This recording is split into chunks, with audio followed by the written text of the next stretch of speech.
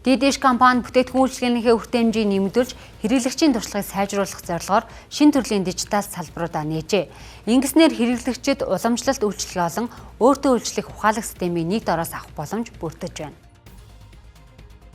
Дидиш компани бүтээгдэхүүн үйлчилгээнийхээ хүртээмжийг нэмэгдүүлж, хэрэглэгчийн сэтгэл ханамжийг дээшлүүлэх хүрээнд дэвшилтэт чиглэлүүдийг үе шатаагаар нэвтрүүлж байгаа ажээ. Шинээр нэгдсэн дижитал салбарууд нь 5 дахь орчинд уламжлалт үйлчилгээ болон өөрт үйлчлэх ухаалаг системийг нэг дор төвлөрүүлсэн хэрэглэгч төвтэй орчныг нэмэгдүүлснээрээ онцлог юм а.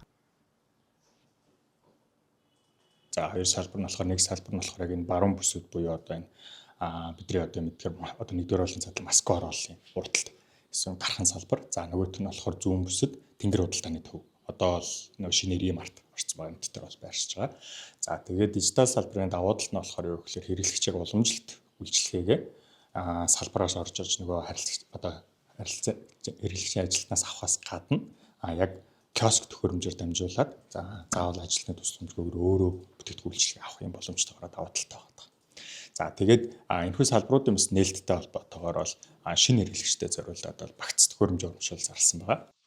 Мөн дижитал салбарын нээлтийг тохиолдуулан багц төхөөрөмжийг супер багцын 3 сарын үйлчилгээний эрхийн амт 330 мянган төгрөгөөр худалдаа авах урамшууллыг 2026 оны 3 дугаар сарын 31-ний өдрийг дуустал зарлажээ. Хэрэглэгчид Дидиш аппликейшнаар захиалга өгч төхөөрөмжөө гэртээ хүргүүл авах боломжтой бөгөөд дижитал салбараас шууд худалдаа авах мөн StorePay, Simple App ашиглан төлбөрөө хуваа авах боломжтой юм байна.